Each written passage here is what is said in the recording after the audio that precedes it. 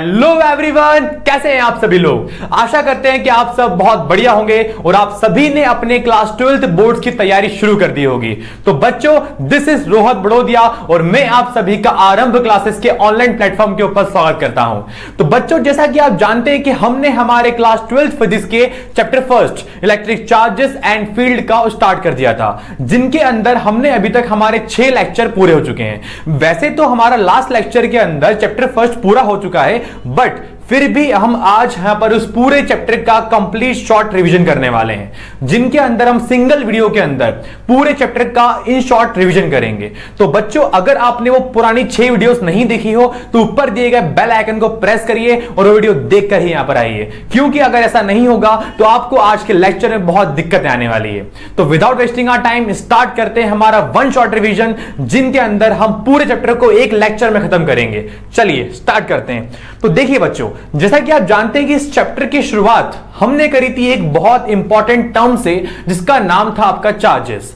वैसे तो हमने चार्जेस के ऊपर बहुत सारी कहानी की बात करी थी, जैसे कि चार्जेस कैसे बने, आपके कितने टाइप के होते हैं और भी क्या होते हैं। बट इसके पहले हमने एक बात आपसे और करी थी कि भैया हम क्लास 12 फिजिक्स के अंदर पूरा जो हमारा सिलेबस है वो खत्म कैसे करने वाले हैं। हमने आपको वहां पर यह बताया था कि हमारे यहां पर चार्जेस की भी 2 ब्रांचेस होती हैं। पहला तो जब हमारा चार्जेस होता है रेस्ट पोजीशन में, दूसरा जब हमारा चार्जेस होते हैं आपके मोशन में।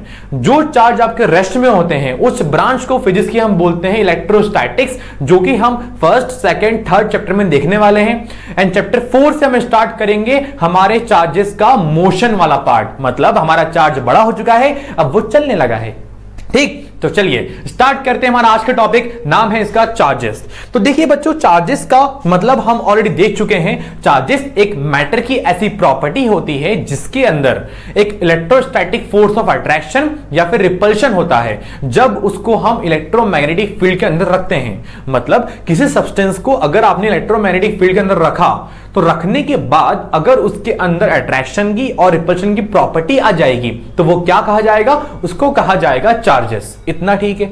अब बेसिकली हमारे पास चार्जेस होते हैं 2 टाइप के, जैसे कि एक होता है पॉजिटिव, एक होता है नेगेटिव। बट इनके अलावा एक और होता है जिनके अंदर पॉजिटिव और नेगेटिव आयंस का कंसंट्रेशन होता है same, that is called neutral. But उसकी हम बात नहीं करेंगे बिकॉज न्यूट्रल का कोई अस्तित्व नहीं है। ठीक है, चलिए। तो हमारे पास चार्जेस 2 टाइप के होते हैं, एक होता है नेगेटिव, एक होता है पॉजिटिव। हमने बताया था, आपको याद करिए शायद, कि नेगेटिव और पॉजिटिव का जो मतलब है वो सिर्फ इतना होता है कि उनके अंदर कंसंट्रेशन ऑफ प्रोटॉन और न्यूट्रॉन कितने, इलेक्ट्रॉन कितने होते हैं। जिनके अंदर इलेक्ट्रॉन की संख्या ज्यादा होगी प्रोटॉन से, that is called negative charges, और जिनके अंदर प्रोटॉन्स की वैल्यू ज्यादा होगी इलेक्ट्रॉन से, that is called positive charges. इतना ठीक है। आपसे मैंने बात यह भी करी थी शायद कि चार्जेस आपके डिफरेंट सब्सटेंस के भी होते हैं। जैसे एग्जांपल मैं खड़ा हूं सामने आपके यहां पर, तो मेरे बॉडी ऊपर क्या होंगे, चार्जेस होंगे बहुत सारे। ठीक है, जैसे आप देख रहे हो मुझे यहां पर आपके लैपटॉप या मोबाइल के अंदर, तो वहां भी क्या होगा, ऐसे बहुत सारे चार्जेस होंगे। इस दुनिया में ऐसा कोई पार्टिकल नहीं है जिसके ऊपर चार्जेस ना हो, बट इट डिपेंड कि वो चार्जेस आपके कौन से आयन का है, नेगेटिव हो या पॉजिटिव हो। अगर आपके अपोजिट चार्जेस मिल गए आपस में तो इट बिकम अट्रैक्शन फोर्स, अगर सेम टाइप के मिलेंगे तो इट बिकम रिपल्सिव फोर्स। इतना ठीक है। आपको बताया था मैंने, शायद याद करिए बेसिक एग्जांपल से, कि करंट का वायर जब पकड़ते हैं हम तब होता है चार्जेस। अब जब बलून को ऐसे रब करते हो अपने बालों के ऊपर एंड चिपकाते हो दीवार के ऊपर तो भी क्या आते हैं, वहां चार्जेस आते हैं। जब स्केल को आप रब करते हो अपने बालों के ऊपर एंड छोटे छोटे पीसेस ऑफ पेपर को चिपकाते हो आप, वहां भी क्या आते हैं, चार्जेस आते हैं। तो बात ऐसी है बच्चों कि इस पूरे ब्रह्मांड के अंदर चार्जेस का अस्तित्व है। हर चीज में क्या है, आपके चार्जेस हैं, बट उनको पहचानने के लिए नजर चाहिए। बट उस नजर की बात नहीं कर रहा हूं मैं बात कर रहा हूं आपसे एक सीरीज के बारे में। देखिए, उस सीरीज का मतलब होता है ट्राइबो इलेक्ट्रिक सीरीज।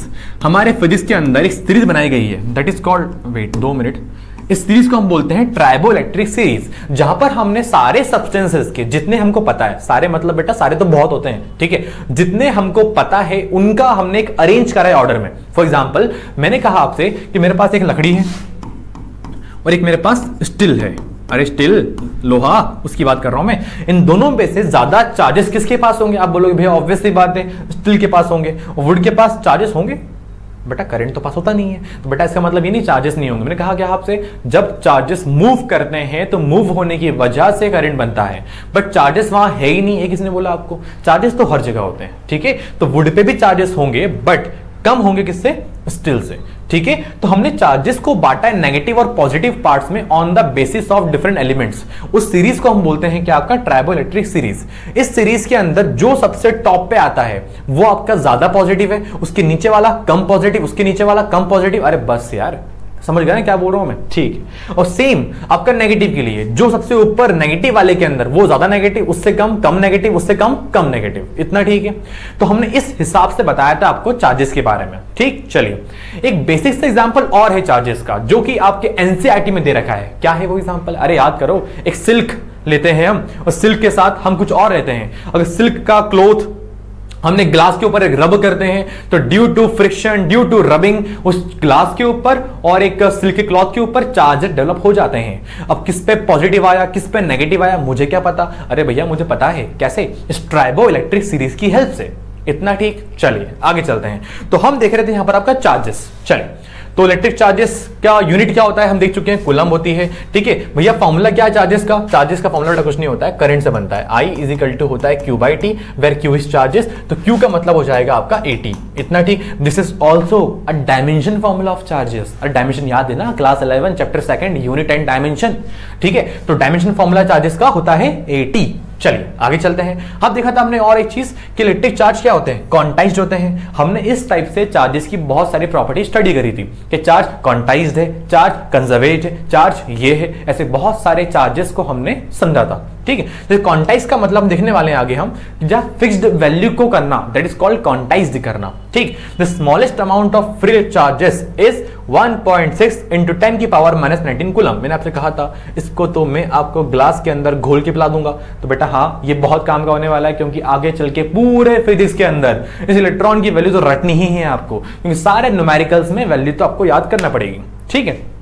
चलिए इतना ठीक है। अच्छा यहां आएगा माइनस, पता नहीं क्यों आएगा, बिकॉज इलेक्ट्रॉन है वो क्या होता है, नेगेटिव होता है, तो माइनस आएगा। अगर प्रोटॉन होता तो यहां आता पॉजिटिव, इतना ठीक। चलिए आगे चलते हैं। कंजर्वेशन ऑफ चार्जेस, इसकी बात हम पहले कर चुके हैं।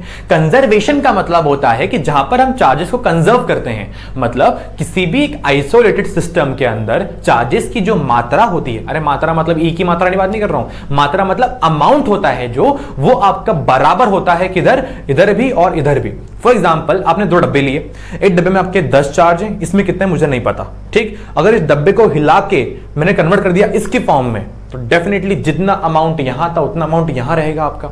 अरे मतलब मूवमेंट से, किसी फ्रिक्शन से कभी भी चार्जेस का अमाउंट कम नहीं होता है, चार्जेस जितने होते हैं उतने ही रहते हैं हमेशा। याद करो क्लास 11 का पहला लॉ ऑफ थर्मोडायनामिक्स, हम वहां देख चुके थे चीज, आपने पढ़ा होगा बचपन में अगर, तो भैया किसी भी मास को, एनर्जी को ना तो हम बना सकते हैं ना तो कभी हम डिस्ट्रॉय करते हैं, इसी को बोलते हैं फर्स्ट लॉ ऑफ थर्मोडायनामिक्स, इतना ठीक है। चलिए तो उसी आधार पे एक टॉपिक है आपका कंजर्वेशन ऑफ चार्जेस।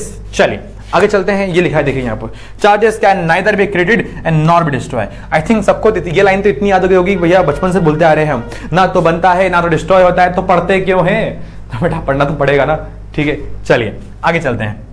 नेक्स्ट क्या है मेरे पास, क्वांटाइजेशन ऑफ चार्जेस, इसको हम देख चुके थे। अगर आपको ये फॉर्मूला याद है, इसका मतलब आप मेरी वीडियो को देखकर आए हो, और नहीं तो फिर तो बहुत बड़ा पाप कर दिया आपने। चलिए कोई बात नहीं, हम यहां आए क्यों हैं, उस पाप का प्रायश्चित करने के लिए। चलिए, charges quantization is the principal that the charges of any object is a integer multiple of fundamental charge. मतलब कि भैया चार्जेस का मतलब होता है कि उसके अमाउंट को आपने फिक्स कर दिया, एंड वो अमाउंट जो है ना आपका, वो ऑलवेज रहेगा आपका इंटीजर मल्टीपल, कभी भी आपका पॉइंट में, डेसिमल्स में नहीं रहेगा, हमेशा रहेगा 1 2 3 या फिर -1 -2 -3 रहेगा, इतना ठीक है। Where n is the number of electron and e is the electron की वैल्यू जो कि होती है फंडामेंटल चार्ज। अभी हम देख के आए हैं माइनस का 1.6 10 की पावर -19 कूलम, इतना ठीक। चलिए आगे चलते हैं। तो ये हो गया क्वांटाइजेशन ऑफ चार्ज, ठीक। नेक्स्ट क्या है मेरे पास, मेथड ऑफ चार्जिंग। अरे याद करो, किसी चीज को चार्ज करना है, फॉर एग्जांपल मैं रनिंग करके आया हूं, मैंने बिस्किट खाया, दूध पिया, चार्ज हो गया।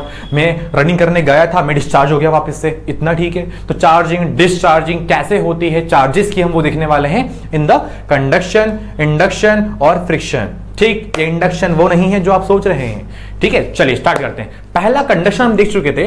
कंडक्शन का मतलब होता है भैया जब भी दो सब्सटेंस को आप आपस में डायरेक्ट कांटेक्ट में लेके आते हो, जिनके वजह से चार्ज वाली बॉडी से अनचार्ज वाली बॉडी पे चार्जेस का ट्रांसफर होता है, दैट इज कॉल्ड कंडक्शन।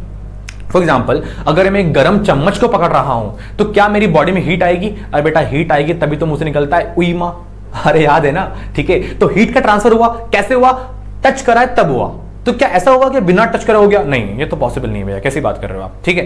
तो टच करा है मैंने उस चम्मच को, दैट्स व्हाई मेरी बॉडी में हीट ट्रांसफर हुई और मेरे मुंह से आवाज निकली उई मां, ठीक। चलिए, तो कंडक्शन ये होता है आपका, मतलब यहां पर दो ऑब्जेक्ट्स का आपस में डायरेक्ट कांटेक्ट होना जरूरी है। अरे मतलब डायरेक्ट मिलन होना जरूरी है बेटा। चलिए, इंडक्शन का मतलब होता है विदाउट कांटेक्ट, विदाउट कांटेक्ट। अब बोलोगे भैया कैसी बात कर रहे हो आप, ठीक है। कोई दो ऑब्जेक्ट बिना टच करे क्या आपस में चार्ज होना पॉसिबल है? हाँ जी बेटा, हम पढ़ रहे हैं फिजिक्स, हम पढ़ रहे हैं साइंस, सब कुछ पॉसिबल है यहाँ, ठीक है। तो देखिए, तो जब भी दो ऑब्जेक्ट दूर रखें आपस में, इन दूर रखे बिना टच करे आपस में चार्जेस का जब होता है ट्रांसफर आपका, तो इसी को हम बोलते हैं आपका इंडक्शन प्रोसेस। अब कैसे होता है याद करिए, हमने हमारे पहले लेक्चर बताया था आपको कि एक अर्थिंग होती है प्रोसेस। अर्थिंग से हम देखो, अरे देखो आपसे यार, ये देखो एक ऑब्जेक्ट ये है, एक ऑब्जेक्ट हमारे पास ये है, ये आपका पूरा चार्ज होता है, ये आपका भी क्या है, ये आपका न्यूट्रल है, जितना पॉजिटिव उतना नेगेटिव, इतना ठीक है। चलिए, तो याद करो मैंने आपका यहां पर एक लाया था ऑब्जेक्ट जो कि था अनचार्ज, बट अगर मैं इस प्लस वाले को पास ले जाऊंगा इसके में, तो क्या होगा, ये प्लस चार्ज इस वाले प्लस को क्या करेगा, रिपल करेगा, और रिपल करने के बाद इस वाले पे क्या आ जाएगा, चार्ज ट्रांसफर हो जाएगा। मतलब ये वाला जो ऑब्जेक्ट है आपका वो इस वाले से क्या डायरेक्ट कांटेक्ट में है, नहीं है, बट फिर भी क्या हो गया, वो चार्ज हो गया। चार्ज किसकी वजह से हुआ, चार्ज इसकी वजह से हुआ। तो इस टाइप के जो होते हैं आपके प्रोसेस, उसको हम बोलते हैं इंडक्शन प्रोसेस। इतना ठीक है। चलिए, लास्ट जो बच गया हमारा होता है फ्रिक्शन। इसकी बात तुमने बहुत करी थी। हम चल रहे हैं, ठीक है, हम जब चल पा रहे हैं क्यों, बिकॉज ऑफ फ्रिक्शन। हम एक बॉल को लात मारते हैं तो वो रोल करती जाती है बिकॉज ऑफ फ्रिक्शन, ठीक है। हम इस पेन को धक्का मारूंगा, वो भी क्या हो रहा है आपका, फ्रिक्शन है। अरे फ्रिक्शन है तो चलना संभव है, इतना ठीक है। तो यहां जो फ्रिक्शन का मतलब होता है, ये होता है कि जब भी दो ऑब्जेक्ट को आपस में रब करता हूं, तो रब करने की वजह से उन ऑब्जेक्ट के अंदर जो होते हैं चार्जेस, उनको मिलती है थर्मल एनर्जी, मतलब हीट एनर्जी, जिनके वजह से वो मोशन करना स्टार्ट कर देते हैं, ठीक है। और जिसके वजह से उन पे आते हैं आपके चार्जेस, एंड वो अपना हीट या फिर इलेक्ट्रिक करंट जो बनाना स्टार्ट कर देते हैं। मतलब हमने रब करने से उनके अंदर चार्जेस जो रुके हुए थे उनको दे दी हमने एनर्जी, एंड वो हो गया एक्टिव और अपना काम करना शुरू कर दिया। मतलब मेरे पास तीन तरीके किसी ऑब्जेक्ट को चार्ज करने के। पहला, दोनों को डायरेक्ट कांटेक्ट में ले आओ तो होता है कंडक्शन, दोनों को विदाउट कांटेक्ट करो तो होता है इंडक्शन, एंड तीसरा होता है आपका फ्रिक्शन, दोनों ऑब्जेक्ट को आपस में रब करने के बाद। इतना ठीक है। अरे बेटा अगर वीडियो देखी है तो इतना अच्छा समझ आ गया होगा, ठीक है। चलिए आगे चलते हैं। नेक्स्ट क्या है मेरे पास, कूलम्स लॉ। अरे यार ये तो मतलब बच्चे वाले काम हो जाएंगे, ठीक है बेटा। इस चैप्टर का मैंने कहा था आपसे कि बहुत इंपॉर्टेंट टॉपिक है आपका, नाम क्या है, कूलम्स लॉ। हमारे कूलम भैया ने बताया था कि अगर दो चार्जेस अपोजिट वाले, एक पॉजिटिव एक नेगेटिव वाला, अगर एक डिस्टेंस पर प्रेजेंट होते हैं तो दोनों के दोनों अपने एक दूसरे के ऊपर या तो अट्रैक्शन का या तो रिपल्शन का फोर्स लगाएंगे। उस फोर्स की वैल्यू क्या होगी उसको डिफाइन करा है हमारे कूलम भैया ने।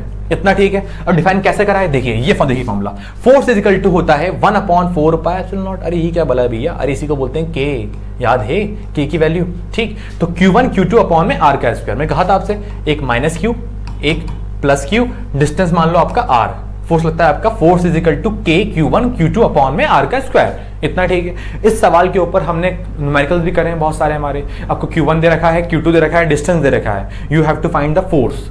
अगर दोनों चार्जेस आपके सेम होते हैं तो क्या होगा, रिपल्सिव फोर्स होगा। अगर दोनों होते हैं अपोजिट तो होगा अट्रैक्टिव फोर्स। इतना ठीक है। एक बात काम की और है आपके लिए कि भैया कभी कभी ना इसका पूछता है आपसे वेक्टर फॉर्म, जैसे ये फोर्स निकालना है आपको, ठीक है। तो फॉर्मूला, जनरली फॉर्मूला क्या होता है इसका, जनरली फॉर्मूला आपका ये होता है, तो फोर्स इज इक्वल टू होता है के Q1 Q2 अपॉन में R का स्क्वायर। इतना ठीक है। बट कोई बोले आपसे कि भैया इसका निकालो आप तो वेक्टर फॉर्म, वेक्टर फॉर्म निकालना है, तो क्या बोलोगे आप, फोर्स, ठीक है। फोर्स बेटा it is a vector quantity, तो फोर्स का डायरेक्शन होना जरूरी है, ठीक है ना। तो फोर्स का मैंने बोला के, ठीक, Q1 Q2 अपॉन में R का स्क्वायर। लेकिन यहां पर आपका आता है कैप, इनटू में आता है R कैप। अब ये R कैप क्या बोला है भैया, देखिए यार बेटा अगर R कैप समझना है आपको तो class 11 chapter 4 motion in plane, जहां पर हम देखते हैं इस कैप का मतलब होता है यूनिट वेक्टर। क्या होता है, यूनिट वेक्टर, जो कि डिफाइन करता है कि भैया इस फोर्स की डायरेक्शन क्या होने वाली है।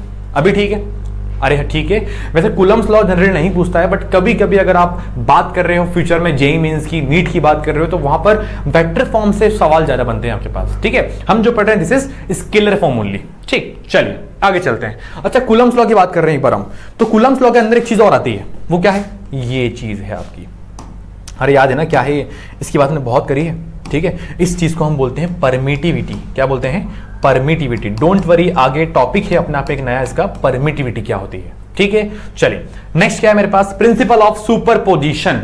मैंने कहा था आपसे, याद करिए, जब किसी बहुत सारे चार्जेस के ऊपर, ठीक है, बहुत सारे चार्जेस में से किसी सिंगल चार्ज के ऊपर बाकी सारे चार्जेस की वजह से जो फोर्स लगता है, तो उस फोर्स का नेट वैल्यू जो होता है, it's defined by principle of superposition. देखिए क्या लिखा हुआ है, in a system of charges the total force act on any one charge is equal to the vector sum of remaining forces act on it. मतलब कि force, मान लो मैंने बोला फर्स्ट चार्ज के ऊपर, Q1 चार्ज के ऊपर, तो फोर्स होगा आपका Q2 की वजह से, फोर्स होगा Q3 की वजह से, ऐसे कहानी चलते जाएगी। बट बोला वेक्टर सम, तो वेक्टर वेक्टर वेक्टर, इतना ठीक। This is called principal of superposition. अभी ठीक है, पता है ये जो कंसेप्ट है ना आपका, ये पता है कहां काम आता है? ये काम आता है आपका किसी ट्राइंगल, किसी रेक्टेंगल, किसी भी एक शेप के अंदर अगर आपको चार्जेस दिए बहुत सारे। जो टेक एग्जांपल मैंने बोला, मान लो ऐसा, चलिए देखिए, मैंने बोला आपसे कि ये आपके पास ट्राइंगल है, ये माइनस क्यू चार्ज है, ये प्लस क्यू चार्ज है, ये प्लस क्यू चार्ज है, इतना ठीक है।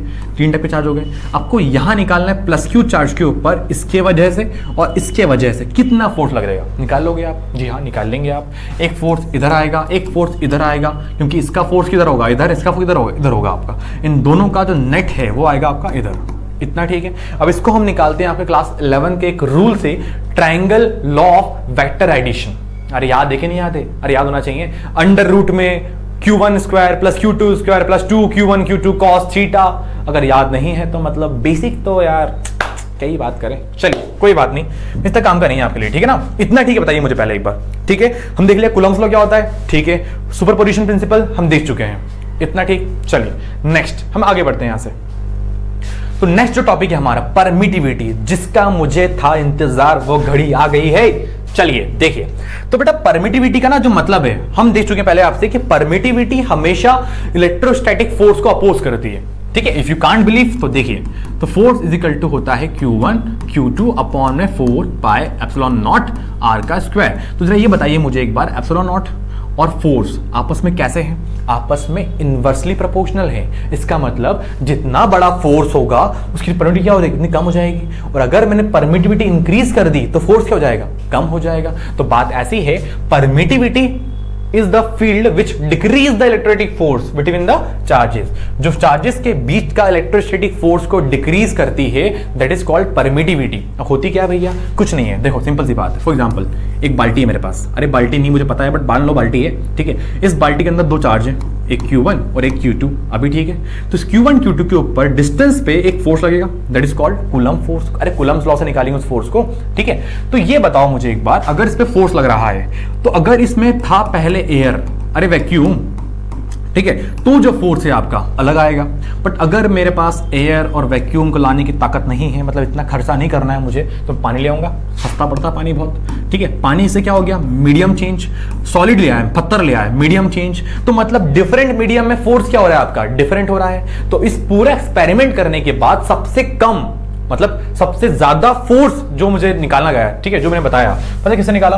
वो निकाला मैंने वैक्यूम के अंदर, ठीक है। तो फोर्स ऑन वैक्यूम, ठीक है, कितना है वो आ जाएगा मेरे पास Q1 Q2 अपॉन में 4 पाई एप्सिलॉन नॉट R का स्क्वायर, इतना ठीक है। मतलब बात ऐसी है कि एप्सिलॉन की value is minimum in vacuum and force is maximum in vacuum. वैसे हम ये सारी बात ऑलरेडी कर चुके हैं, but this is most important, आपके बेसिक, आपके ऑब्जेक्टिव में बहुत काम आता है, ठीक है ना। पूछता है आपसे कि अगर आपका ऐसा कौन सा मीडियम है आपका जहां पर आपका फोर्स होता है मैक्सिमम, तो बोलोगे आप वैक्यूम के अंदर। ऐसा कौन सा मीडियम है आपका जहां पर परमिटिविटी होती है मिनिमम, तो बोलोगे आप एयर या फिर वैक्यूम में होता। अच्छा हम बात कर रहे हैं मिनिमम है, कितनी होती है मिनिमम? बेटा ये होती है 8.854 इंटू 10 की पावर -12 न्यूटन मीटर स्क्वायर पर कूलम स्क्वायर, इतना ठीक है। ये वैल्यू मैंने कही थी, आपसे याद करना है आपको, ठीक है। चलिए आगे चलते हैं। अब ये तो बात होगी किसकी? ये बात होगी परमिटिविटी की, ठीक। अगर मैंने बोल दिया यहां पर एप्सिलॉन, तो दिस इज कॉल्ड परमिटिविटी। अगर बोल दिया नॉट, तो मतलब होता है परमिटिविटी इन वैक्यूम, इतना ठीक है। लगा दिया मैं W, परमिटिविटी इन वाटर। लगा दिया मैंने M, मतलब परमिटिविटी इन एनी मीडियम। समझ रहे हो क्या बोल रहा हूं अच्छे से मैं? चलिए आगे चलते हैं। नेक्स्ट क्या है मेरे पास? Relative permittivity. कुछ नहीं है ना, मैंने बताते याद करो शायद कि मेरे पास हर किसी मीडियम के अंदर परमिटिविटी कितनी होती है, इतना सारा मुझे याद नहीं करना है, ठीक है ना। तो इतना सारा मुझे याद ना करना पड़े तो मैंने बता दिया कि भैया वैक्यूम के साथ जिस मीडियम में हम निकाल रहे हैं वो इतने गुना ज्यादा है, ये इतने गुना कम है। फॉर एग्जाम्पल मैंने कहा था आपसे, याद करिए कि इसका सिंबल होता है आपका परमिटिविटी और R दिख रहा है, रिलेटिव परमिटिविटी, ठीक है। तो इससे मतलब वैक्यूम से वो कितना ज्यादा है आपका, वैक्यूम से वो कितना ज्यादा है अगर ये निकालना है मुझे, that is called the value of relative permittivity, ठीक है। मैंने कहा था तो याद करो शायद कि वाटर की होती है 81 मान लो, तो मुझे निकालना है वैक्यूम में कितना होगा, तो मैं कह दूंगा भैया 2 गुना, 4 गुना, 5 गुना, जो भी आपका आ जाएगा आंसर, ठीक है ना। तो कितने टाइम्स ज्यादा या कम है आपके वैक्यूम वाली परमिटिविटी से वैल्यू, वो निकालना है मुझे अगर, तो ये इजी होता है क्या आपका रिलेटिव परमिटिविटी होता है, ठीक। चलिए आगे चलते हैं। नेक्स्ट देखिए, अच्छा इलेक्ट्रिक फील्ड, इसकी बात तो पहले भी करी थी, याद करिए हमने। अरे यार मान लो मेरे अंदर जो एनर्जी है उसकी वाइब्स क्या आपके दिलों तक पहुंच पा रही है? अगर पहुंच पा रही है मतलब मेरी इलेक्ट्रिक फील्ड क्या है, बहुत ज्यादा है, ठीक है। अगर नहीं पहुंच पा रही है इलेक्ट्रिक फील्ड क्या है मेरी, बहुत कम हो जाएगी। अरे मतलब मेरे आसपास के सारे लोग क्या मुझसे इंस्पायर हैं? अगर इंस्पायर हैं तो मतलब मेरी इलेक्ट्रिक फील्ड क्या है, ज्यादा है, मतलब मेरी इंस्पायरेशन फील्ड क्या है, ज्यादा है आपकी। वैसे ही होता है चार्जेस के अंदर, हर चार्ज के आसपास क्या होती है, इलेक्ट्रिक फील्ड होती है। पॉजिटिव चार्ज की इलेक्ट्रिक फील्ड क्या होती है, बाहर की तरफ, नेगेटिव की होती है अंदर की तरफ। इतना ठीक, ये बात हम कर चुके थे। कोई पूछे इलेक्ट्रिक फील्ड क्या होती है तो बोलोगे आप जिस एरिया तक, ठीक है, फोर्स ऑफ अट्रैक्शन या फोर्स ऑफ रिपल्शन आपको फील हो पा रहा हो। अरे फीलिंग की बात कर रहा हूं मैं आपसे, ठीक है, थोड़ा ध्यान दो जरा बात, ठीक है। हाँ, तो इसको बोलते हैं अपन क्या, इसको बोलते हैं इलेक्ट्रिक फील्ड। अभी ठीक, चलिए, है ना। पॉजिटिव की होती है आउटवर्ड, नेगेटिव की होती है इनवर्ड्स।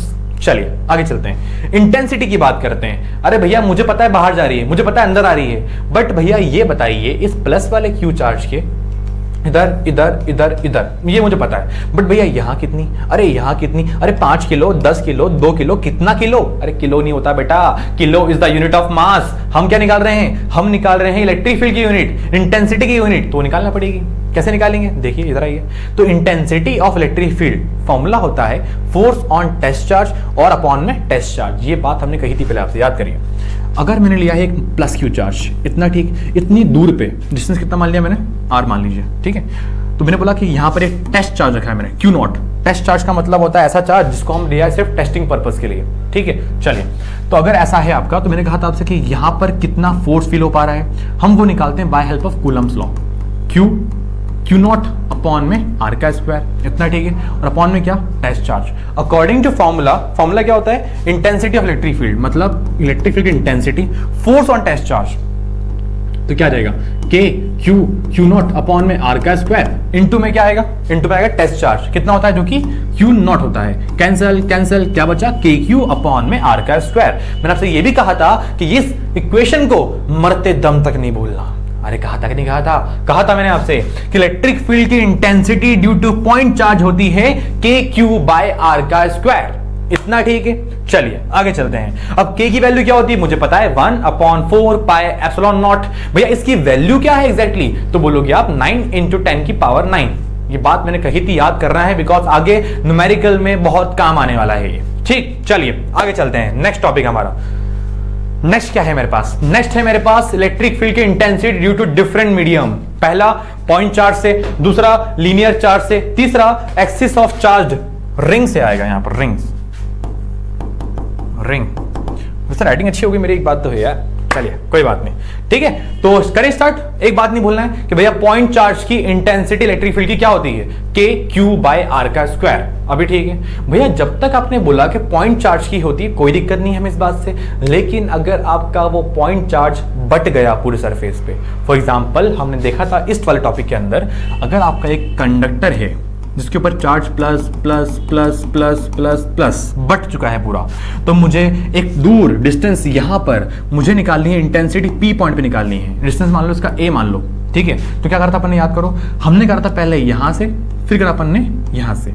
अरे याद है कि नहीं याद है, हमने लगाया था इंटीग्रेशन, और उस इंटीग्रेशन लगाने के बाद हमने लगाया था यहां पर कि भैया एक बार आपका लिमिट यहां तक, एक बार आपकी लिमिट यहां तक। याद आ रहा है हल्का हल्का, ठीक है। और जब भी हमारे पास चार्ज बट जाता है तो मुझे हमेशा एक रूल तो काम का ही है। कौन सा रूल? वो रूल काम का ये होता है कि मैं उसके अंदर एक छोटा डीक्यू चार्ज मार्क करता हूं, एक छोटा पॉइंट चार्ज मार्क करता हूं, जिसे मैंने यहां मार्क करा था, इसको बोलते हैं डीक्यू चार्ज। तो पहले निकालूंगा मैं यहां तक, ये निकालने के बाद एक बार लोअर लिमिट इतना, अपर लिमिट इतना, अभी ठीक है। तो पूरा करने के बाद जो मेरा आंसर आया था वो आया था E इज इक्वल टू में KQ by L bracket 1 upon में A माइनस 1 अपॉन में A प्लस का L ब्रैकेट, इतना ठीक है। अरे याद है कि नहीं याद है? याद करो एक चीज और, अगर मैं चाहूं यहां पर तो by using formula of linear charge density, अरे याद है ना, 3 टाइप की होती है, एक होती है लीनियर, एक होती है एरियल, एक होती है वॉल्यूम वाली। लीनियर में क्या होता है, lambda is equal to charge per unit volume, sorry per unit length, lambda is equal to charge per unit length. Areal में क्या होता है, sigma is equal to charge per unit area. और वॉल्यूम में क्या होता है, gamma is equal to charge per unit volume. अरे यार अब ये भी नहीं पता तो फिर तो बहुत ज्यादा दिक्कत है। चलिए आगे चलते हैं। तो lambda is equal to charge per unit length, इतना ठीक। यहां से निकाला अपन ने, चार्ज की वैल्यू होती है लैम्डा एल। अगर मैं पुट करता हूं चार्ज यहां पर आपका, तो यहां जाएगा, क्या जाएगा, लैम्डा एल, एल से एल कैंसिल, तो वैल्यू क्या बचेगी, वैल्यू बचेगी सिर्फ के लैम्डा। मैं लिखने रहा हूँ, पूरा समझ जाओ ना, ठीक है आप, क्योंकि मुझे पूरा रफ करना पड़ेगा फिर उसके लिए, ठीक है ना। तो चलो यार कोई बात नहीं, तुम्हारे लिए तुमसे बढ़कर है क्या, ये लो कर दिया रफ, चलाओ मत इतना हो आने से उसके आए बाहर, चलो लेकिन कोई बात नहीं। तो उसका आंसर क्या आएगा, E इज इक्वल टू में के, क्या बचा, लैम्डा, तो बचेगा 1 अपॉन में A माइनस 1 अपॉन में A प्लस का L। This is the intensity of electric field on the axis of linear charge distribution.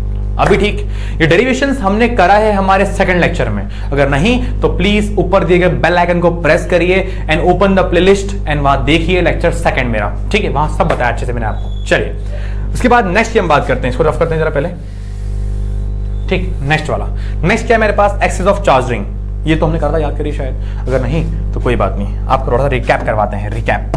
वैसे भी याददाश्त बहुत कमजोर हो गई है आपकी, ठीक है। चलिए तो देखिए, एक रिंग थी मेरे पास, इस रिंग के अंदर डिस्टेंस था आपका, रेडियस r थी यहाँ पर, और ये जो पॉइंट था आपका P पॉइंट, यहाँ डिस्टेंस था आपका मान लो स्मॉल r, अभी ठीक है। चलिए x मान लो, तुम बोलोगे वरना भैया वैल्यू चेंज कर रहे हो आप, ठीक है। यहाँ स्मॉल r x मान लो, और यहाँ से यहाँ तक जो इंटेंसिटी मानी थी अपन ने वो मानी थी स्मॉल r, अभी ठीक है। अरे याद करें, ये रिंग ऐसी नहीं है, ये रिंग ऐसी थी, अगर याद है आपको, इस रिंग ऐसी वाली में से सेंटर पे यहाँ पर हम क्या निकाल रहे थे, इंटेंसिटी निकाल रहे थे। तो यहाँ से एक इधर, एक इधर, एक इधर, एक इधर, इतना ठीक है। This is distance radius, this is P point x distance and this is r distance, समझ पा रहे हो क्या है, ठीक है। और इस पूरे पे क्या था, चार्ज अच्छी तरह से बढ़ चुका था, ठीक है। चलिए अब जब चार्ज बढ़ चुका है आपका, तो हमने कहा था आपसे कि जब भी चार्ज डिस्ट्रीब्यूट होता है तो आपको हमेशा एक छोटा डीक्यू चार्ज मार्क करना पड़ता है। मैंने बोला यहां मार्क कर लीजिए, आप एक काम करिए। अरे ये नहीं बोलना भैया कॉपी कर रहे हो आप, तो लास्ट टाइम जो था वही बता रहे हो, आपकी जो श्रद्धा भक्ति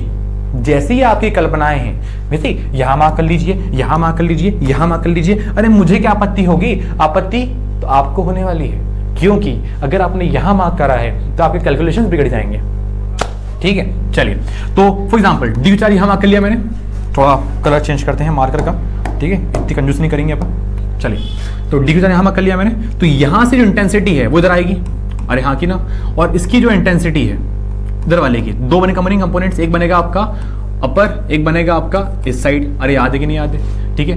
या फिर इधर मान लीजिए एक काम करिए, कोई दिक्कत नहीं, वहां ड्रॉ नहीं हो पा रहा है, ठीक है ना, रुक जाओ यार, ऐसा कैसे नहीं होगा। हो कोई बात नहीं, कोई बात नहीं। चलिए हाँ, तो एक इसकी इंटेंसिटी इधर थी, एक आपकी इधर थी, इतना ठीक है। यहां जो बनता है वो बनता है आपका,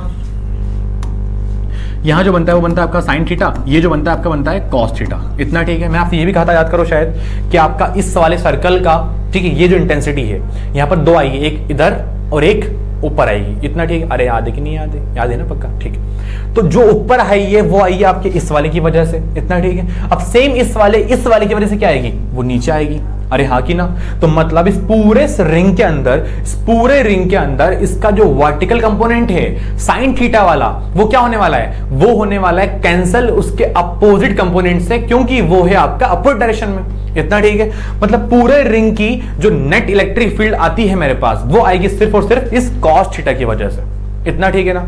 अरे हाँ कि ना, मैंने कहा था आपसे, याद करिए शायद, कि नेट इलेक्ट्रिक फील्ड आपकी आती है किसी वजह से, सिर्फ आने वाली है वो आपकी ई कॉस थीटा की वजह से, वो भी ई नहीं डी कॉस थीटा रहेगा, बिकॉज हम स्मॉल इलेक्ट्रिक फील्ड की बात कर रहे हैं आपसे, ठीक है। और पूरा इंटीग्रेट लगाने के बाद जो मेरा आंसर बनता है फाइनल, वो बनता है के लैम्डा एक्स का स्क्वायर 2x का स्क्वायर प्लस स्क्वायर पावर 3/2। अगर आप चाहो, अगर आप चाहो तो आप ऐसा भी कर सकते हो, पता है क्या, आप ये भी कर सकते हो कि आपका जो ये डिस्टेंस P पॉइंट है, अगर इसको आप पास में ले आए, यहाँ पर कहाँ ले आए, सेंटर में ले आए, तो ये बताओ कि x की तरह आएगा, x आपका हो जाएगा 0।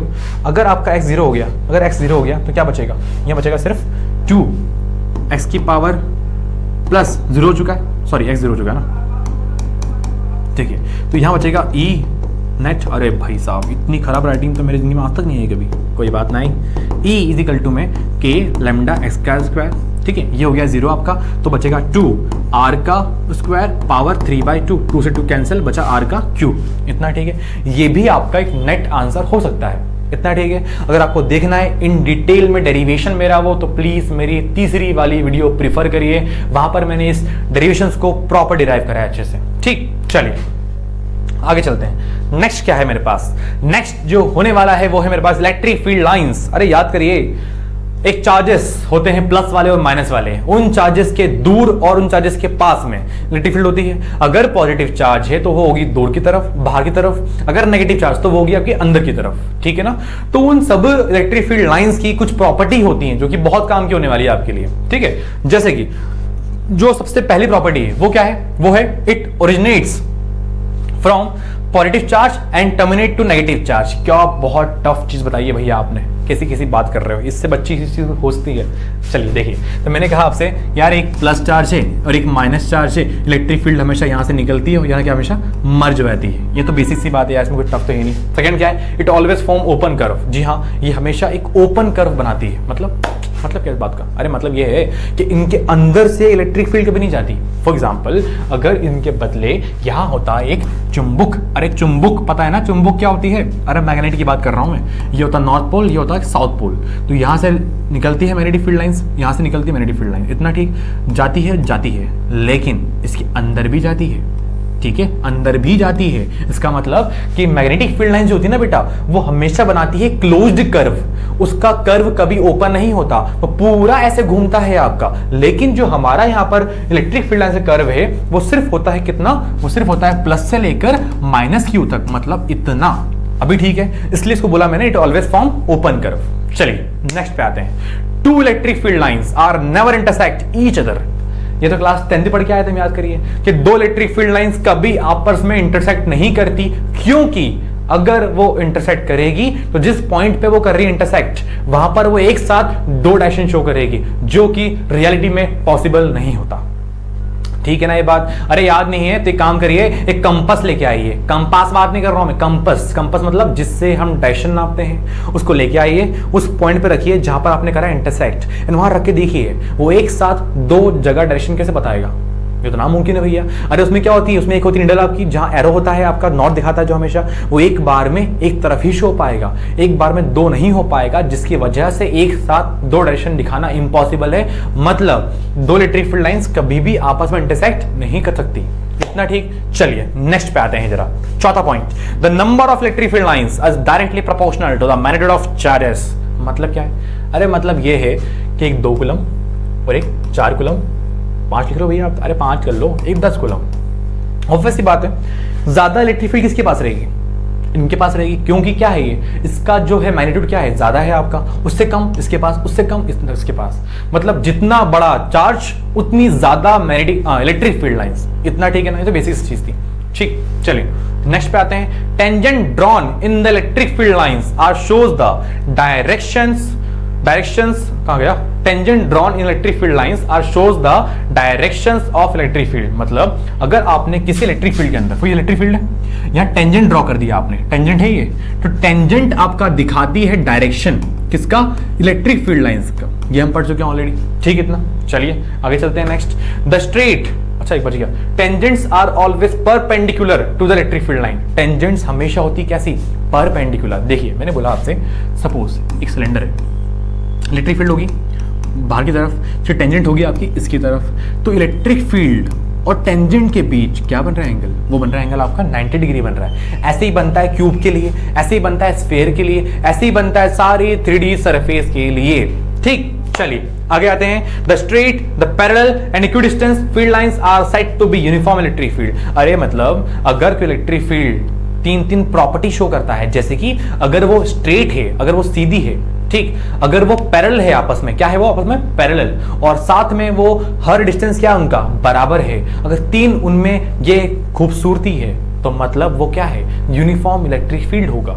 इतना ठीक। चलिए नेक्स्ट पे आते हैं। The intensity of electric field line is same at all the point in uniform electric field. अरे भाई ऑब्वियसली बात है, अगर वो यूनिफॉर्म इलेक्ट्रिक फील्ड होती है मतलब उनके अंदर क्या होगा, हर जगह इंटेंसिटी क्या होगी, सेम होगी। अब दूर जाओ, पास में आओ, कहीं भी चले जाओ, क्योंकि वो क्या है, यूनिफॉर्म है। वो क्या है, यूनिफॉर्म है। ठीक, चलिए आगे चलते हैं। नेक्स्ट क्या है मेरे पास, the electric field lines are increases with the decrease of angle. ये क्या बोला है भैया, ये तो हमने शायद नहीं पढ़ा, ये पढ़ा है। अरे पढ़ा है बेटा। चलिए देखिए, चलिए देखिए, मैंने कहा था आपसे याद करिए, एक होता है मेरे पास एक प्लस चार्ज ये वाला है, एक प्लस चार्ज मेरे पास ये वाला है। ठीक है, इसकी इलेक्ट्रिक फील्ड ऐसी ऐसी ऐसी ऐसी ऐसी ऐसी ऐसी। अरे भैया इतना ऐसी मत करो यार, ठीक है, गर्मी का मौसम है। चलिए देखिए, तो ना यहां पर जो आपका एंगल है कितना बन रहा है, वो 90 बन रहा है। अगर मैं एक लाइन उसमें और खींच दूं, कितना एंगल है अब 45, मैं और खींच दूं कितना बनेगा 22.5। अरे याद करो, मतलब जैसे जैसे आपका एंगल कम हो रहा है इलेक्ट्रिक फील्ड क्या हो रही है, बढ़ रही है। अरे मतलब number of electric field lines क्या हो रही है, बढ़ रही है with the decrease of angle. समझ रहे हो बात को आप, ठीक है, जितना एंगल आप कम करोगे उतना नंबर ऑफ इलेक्ट्रिक फील्ड क्या हो जाएगा, बढ़ जाएगा। ठीक, चलिए नेक्स्ट क्या है मेरे पास, नेक्स्ट लिखा हुआ है they are perpendicular to the surface.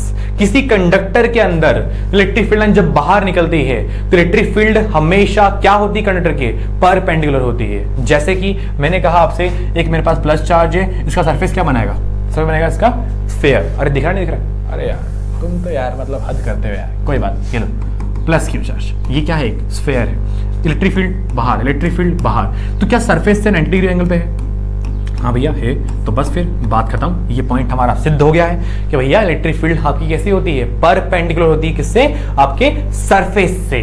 चलिए स्टार्ट करते हैं यहाँ पर हमारा अगला टॉपिक, नाम है जिसका इलेक्ट्रिक डाइपोल। याद करिए, डाइपोल मैंने आपको बताया था किस चीज से, कि जिसके अंदर दो होते हैं पोल, दैट इज कॉल्ड डाइपोल। इतना ठीक, 2 मिनट बेटा। चलिए स्टार्ट करते हैं ना डाइपोल के बारे में। ठीक, तो डाइपोल का मतलब होता है मेरे पास कि जिसके अंदर दो चार्जेस, एक तो प्लस वाला, एक तो नेगेटिव वाला, दोनों को हम रखते हैं एक डिस्टेंस 12 के ऊपर। ठीक है, तो this system is called electric dipole. इतना बताया आपको, याद करो मैंने। ठीक है, a system in which 2 charges of equal magnitude, ठीक है, but opposite in direction are present at least distance is called electric dipole. इतना ठीक है, चलिए आगे चलते हैं। अब इसे डाइपोल के अंदर मुझे अगर निकालनी स्ट्रेंथ कि भैया ताकत कितनी होगी उसकी, तो मैं क्या बोलता हूं, देखिए यहां से मैं बोलता हूं P इक्वल टू होता है Q इंटू में 12। इसका सिंबल होता है आपका P का मतलब होता है उस डाइपोल का मोमेंट मतलब स्ट्रेंथ, मतलब ताकत, अरे मतलब शक्ति, अरे समझ जाओ यार। चलिए मोमेंट की बात करते हैं। It is the product of either charges with the least distance. किसी भी चार्जेस का या तो प्लस लीजिए या तो आप माइनस लीजिए, उसके साथ आप उसके लीस्ट डिस्टेंस का इंटू कर दीजिए, मतलब किसका, 12 का आप उसमें इंटू कर दीजिए। That is called electric dipole moment. इतना ठीक है ना, ये आपको अभी काम नहीं आएगा, बट याद करिए हमारे डेरिवेशन जो अगला वाला हुआ था हमारा, कौन सा, एक होता है एक्सियल पोजीशन, एक होता है इनएक्सियल पोजीशन। उसके एंड में बताया था आपको, भैया बच्चे ने मुझसे पूछा डाउट है क्या कमेंट सेक्शन में कि भैया इस 2QL के बदले P कैसे आ गया, तो बेटा वो ऐसे आ गया था। अभी ठीक है, इतना आगे बढ़े यहां से। चलिए नेक्स्ट देखिए। हाँ भाई, तो इंटेंसिटी ऑफ इलेक्ट्रिक फील्ड कहां पर, एक एक्सियल पोजीशन और एक इक्वेटोरियल पोजीशन। मैंने कहा था आपसे इस चैप्टर में 2 डेरिवेशंस ये हैं आपके, जो कि एग्जाम में आते हैं हमेशा। इनके जो स्टेटमेंट है, इनका जो आंसर आने वाला है फाइनल मेरे पास, वो भी काम का होने वाला है। देखिए इसका आंसर क्या आने वाला है, इसका जो आंसर आता है KP अपॉन में x की पावर क्यूब 2। इतना ठीक। इसका जो आंसर आता है E इज इक्वल टू में KP x की पावर क्यूब। ये आंसर फाइनल, ये आंसर आपका फाइनल। अब मुझे याद कैसे है, अरे मुझे याद ऐसे है क्योंकि मुझे एक लाइन पता है। वो लाइन ऐसी है आपकी, इंटेंसिटी एक्सियल पे और इंटेंसिटी इक्वेटोरियल पे। ठीक है भाई, ये आपकी इससे 2 टाइम्स होती है। मतलब कि एक्सियल वाली जो इंटेंसिटी डायपोल की आने वाली है वो 2 टाइम्स होती है आपकी इक्वेटोरियल वाली इंटेंसिटी की। ये हमने एक लाइन देखी थी जो कि लाइन बहुत काम की है आपके लिए, ठीक है, याद करिए। चलिए एक काम करते हैं, अगर थोड़ा समझ नहीं आ रहा है थोड़ा रिकैप करते हैं, ठीक है। प्लस था, माइनस था, डिस्टेंस मेरे पास मान लीजिए था मेरे पास p था, ठीक है। हम बोलते हैं यहाँ पर डिस्टेंस कितना है, इसका l है, इसका l है, एक सेंटर से बताया कितना मैंने मान लिया, इसको मैंने x मान लिया अभी, ठीक। ये कितना हो जाएगा फिर x माइनस l हो जाएगा, ये कितना हो जाएगा तुम्हारे पास x प्लस का l हो जाएगा। मैं तेज इसलिए चल रहा हूँ बेटा क्योंकि हम रिवाइज कर रहे हैं। अगर ये नहीं पता यार तो फिर तो दिक्कत है। देखो यार सिंपल सी बात है, ठीक है ना। आप इसका मतलब ये है कि आप देख के नहीं आए हो, आप झूठे हो, ठीक है, आपने झूठ बोला है मुझसे, ठीक। चलिए कोई बात नहीं, तो ये जाएगा x प्लस का l। आगे चलें तो हम निकालते हैं किस तरीके से, हम निकालते हैं नेट वाली, एक होती है E1 एक होती है E2, दोनों को हम प्लस करते हैं आपस में। E1 की वैल्यू क्या बोलते हैं हम, E1 की वैल्यू होती है k q अपॉन में r का स्क्वायर, बट r तो r है ही नहीं, r था x माइनस l का square plus k q upon में x प्लस l का स्क्वायर, इतना, ठीक है। इस पूरी राम कथा को सॉल्व करने के बाद हम पहुंचते हैं एक अंत पे। उस अंत का आंसर आता है E इजिकल टू में 2kp upon x minus l का स्क्वायर, इतना, ठीक है बेटा। अरे सॉरी कहाँ गया, रुक जाओ। इसका आंसर आता है x की पावर q, अभी ठीक है। और इस सेम हम करते हैं कहां पर, हमारा जब हम इसको पूरा रफ करते हैं और हम बताते हैं कहां पर आपको, अगर इसी डायपोल के परपेंडिकुलर बाइसेक्टर पे यहाँ पर distance r plus q minus q, distance l distance x हम यहाँ निकालते हैं। एक आती है इस साइड, एक आती है आपकी इस साइड, एक आती है आपकी इस साइड, याद है ना। ये पूरा मैं नहीं बनाऊंगा, ठीक है, क्योंकि ये वोल्केनो हम पहले ही बना चुके हैं हमारे लेक्चर नंबर 4 के अंदर, जहां हम देखा था electric dipole and dipole moment के अंदर, ठीक। चलिए तो इसका जो आता है आंसर मेरे पास फाइनली वो सिर्फ ये इतना आता है kp अपॉन x की पावर q। तो बात ऐसी है भैया कि इक्वेटोरियल की जो इंटेंसिटी आती है वो एक्सियल के होती है हाफ टाइम्स। सच कह रहा हूं मैं, गलत कह रहा हूं, ठीक है। हाँ जी बेटा, इक्वेटोरियल आपकी आधी होती है किससे, एक्सियल से, या इसी को बोल लो कि एक्सियल आपकी डबल होती है किससे, इक्वेटोरियल से, इतना, ठीक है ना। ये दोनों स्टेटमेंट, ये दोनों आंसर्स बहुत काम के हैं, दोनों डेरिवेशंस बहुत काम के हैं आपके लिए, ठीक है। स्टेट बोर्ड के अंदर ये पक्का आता है, ठीक है। चलिए आगे बढ़ते हैं। Torque on electric dipole placed in uniform electric field. एक याद है आपको, एक डायपोल को हमने रखा था किसके अंदर, यूनिफॉर्म इलेक्ट्रिक फील्ड के अंदर, इस टाइप से। अरे याद है कि नहीं याद है, चलिए याद नहीं है तो कोई बात नहीं, हम किस लिए यहां पर आए हैं, ठीक। ये क्या है, ये मेरा तीर कमान है, ठीक है। चलिए देखिए, है ना, यहां पर रखा डायपोल को मैंने इस तरीके से, एक होता है प्लस q, एक होता है माइनस q, ठीक। डिस्टेंस था इसका 12, इतना, ठीक। इसको मैंने बोल दिया मान लो a, इसको बोल दिया मैंने b, इसको बोल दिया मैंने पूरा c, ठीक है, इतना। तो इसका जो नेट आंसर निकलता है, अरे याद है ताऊ जी, इसको बोलते हैं ताऊ जी, अरे ताऊ जी ने टाउ बोलते हैं, टाउ, ठीक है। इसका जो आंसर बनता है वो बनता है p e sin थीटा, ठीक है, इतना। इसी को बोलते हैं वेक्टर फॉर्म में क्या, tau is equal to p vector cross e vector. अब बोलोगे भैया साइन कहाँ गायब कर दिया आपने, तो बच्चा साइन थीटा आपका तब आता है जब दो नंबर या दो वेक्टर आपस में होते हैं क्रॉस प्रोडक्ट में। किस में होते हैं, क्रॉस के अंदर। जब क्रॉस हटता है तो आपका आता है साइन थीटा, अगर आपका डॉट में होता तो आता है आपका कॉस थीटा, इतना, ठीक। ये हम ऑलरेडी पढ़ चुके हैं आप, ठीक है, इतना। चलिए एंड करें इसको यहाँ पर। अब एक बात और, ये फॉर्मूला काम का है आपके लिए, क्योंकि ना आपसे डिफरेंट पूछता है वो। फॉर एग्जाम्पल पूछा आपसे, आपको टॉर्क निकालना है जब डायपोल आपका 90 डिग्री पे होगा, यहाँ क्या आएगा sin 90, कितना होता है 0 और 1, आंसर आएगा 1, क्या आंसर p आएगा। अगर बोल दिया आपको टॉर्क निकालना है जब आपका डायपोल पूरा 180 पे घूम चुका है, तब निकालिए। जब डायपोल आपका घूम चुका, यहाँ पर 90 हो चुका है, 180 हो चुका है, 270 पूछ लेगा, 360 पूछ लेगा, जो उसकी मर्जी वो पूछ लेगा आपसे। तो डोंट वरी, आपको थीटा को बस पुट करना है कहां पर, इस फॉर्मूले के अंदर, एंड आपका टॉर्क की वैल्यू आ जाएगी, इतना, ठीक। देखिए टॉर्क का मतलब जान चुके हैं ऑलरेडी क्या होता है ना। टॉर्क का मतलब ये होता है कि भैया जब भी कोई चीज किसी रोटेशन पे घूमती है, अपनी ही एक्सिस के ऊपर रोटेट करती है, अरे इस हिसाब से मान लो अभी, ठीक है, अगर वो अपनी ही एक्सिस के ऊपर रोटेट कर रही है तो उसके वजह से जो फोर्स लगता है उसके ऊपर, उस फोर्स की वैल्यू होती है क्या, टॉर्क, ठीक। इस टॉर्क को हम सिंबल क्या बोलते हैं, टाउ, ठीक। चलिए आगे चलते हैं नेक्स्ट हमारे टॉपिक पे, ठीक है। नेक्स्ट क्या है मेरे पास, इलेक्ट्रिक फ्लक्स। भाई ये इसका बड़ा इंतजार था मुझे, क्योंकि ना इस चीज से एक नई चीज निकलती है, इसका नाम बड़ा फेमस है, गॉस थ्योरम। ठीक है, गॉस थ्योरम इस चैप्टर का द मोस्ट इंपॉर्टेंट टॉपिक है। किसी बात कर रहे भैया, कूलम्ब्स लॉ बोलते हैं इंपॉर्टेंट है, डायपोल इंपॉर्टेंट है, ये इंपॉर्टेंट है, क्या सब इंपॉर्टेंट है? जी हाँ बेटा, कुछ टॉपिक्स तो ऐसे हैं जो कि मोस्ट इंपॉर्टेंट है, जैसे कि एक गॉस थ्योरम, एक डायपोल के ऊपर एक्सिस पे और इक्वेटोरियल पे, और दूसरा आपका इलेक्ट्रिक फ्लक्स वाला, और चौथा लास्ट आपका कौन सा? आपका कूलम्ब्स लॉ वाला। ये 4-5 टॉपिक आपके ऐसे हैं बेटा जिसके ऊपर एग्जाम्स में क्वेश्चन बनते ही बनते हैं। कोई बच्चा अगर चाहता है कि भैया मुझे ना परसेंटेज से कोई मोह माया नहीं है, मुझे ना सिर्फ पास होना है, क्योंकि मुझे पास होने पे एक पल्सर मिलने वाली घर पे, ठीक है, तो उसके लिए क्या है, सिर्फ ये 4 पढ़ लीजिए और अपने जंग को जीत के आ जाइए। चलिए कोई बात नहीं, आते हैं वापस जरा। हाँ भाई, फ्लक्स। तो फ्लक्स क्या होता है भैया? पहले तो सिंबल क्या होता है? सिंबल होता है इसका फाई, इतना ठीक है। तो फ्लक्स का मतलब हमने ये जाना था कि भैया अगर किसी सरफेस के अंदर से, अरे सरफेस याद है, हम लाते हैं सरफेस वापस से वो वाली जिसकी हमने बात करी थी, इस सरफेस के अंदर से इलेक्ट्रिक फील्ड लाइंस कितनी पास कर पाता हूं मैं? 50, 60, जितनी पास कर पा रहा हूं मैं, ठीक है। तो अगर number of electric field line जो कि सरफेस के अंदर से पास हो जाती है, that is called electric flux, ठीक है ना। एक बात, अगर इस सरफेस को मैं ऐसे कर दूं तो क्या कुछ जा पाएगी? नहीं जा पाएगी, और अगर जाएगी भी तो उनके बीच का एंगल हो जाएगा आपका 0, जिसकी वैल्यू हो जाएगी पूरी 0, ठीक है ना। अभी फिलहाल यहां पर तो बात ऐसी है कि आपको सरफेस के हमेशा परपेंडिकुलर डायरेक्शन में क्या करनी है? इलेक्ट्रिक फील्ड लाइन पास कर रही है, कभी ऐसे पास नहीं करेंगे आप, हमेशा आप ऐसे पास करेंगे, ठीक। चलिए देखिए, तो it is defined as the total number of field lines which is perpendicular to the plane surface. अब कैसा भैया? इलेक्ट्रिक फ्लक्स आपका होता है डायरेक्टली प्रोपोर्शनल किसके? इलेक्ट्रिक फील्ड के। दूसरा, flux proportional to the area vector, area vector, area vector. अभी ठीक है, इन दोनों को हम जब मिलाते हैं तो बनता है मेरे पास और ई वेक्टर, या इसी को बोलते हैं हम आसान भाषा में ई ए कॉस थीटा।